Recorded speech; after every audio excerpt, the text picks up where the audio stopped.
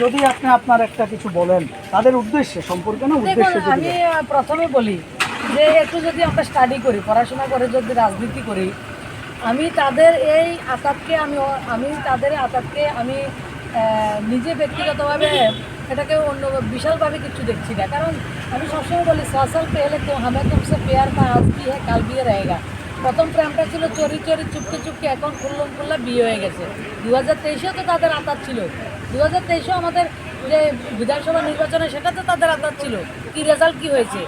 কংগ্রেস হচ্ছে সিপিএম আর কংগ্রেস হচ্ছে বেতাল বিক্রম, মানে একটা কাঁধে একটা ভর করেছে।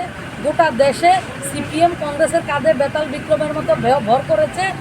শুনি গোটা দেশ থেকে সিপিএম কংগ্রেসের অবস্থা খারাপ হয়েছে।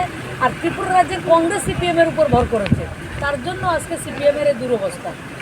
তাদেরকে রিকভারি করা আমি বলবো অন্তরকে আগামী 10-15 বছর, লম্বা বলছি না, আগামী 10 বছর আমি তাদের রিকভারি করার কোনো ধরনের পরিকল্পনা তাদের কাছে আছে সেটা বোঝা যায় না। এবং দিল্লিতেও যারা কংগ্রেস এবং ইন্ডিয়া জোট, সেটা তাদের মধ্যে কোনো প্ল্যানিং করে অপোজিশনের বিরুদ্ধে, মানে সরকারের পক্ষের বিরুদ্ধে কথা বলা, গঠনমূলক কথা বলা, এই ধরনের প্র্যাকটিস তাদের মধ্যে নেই।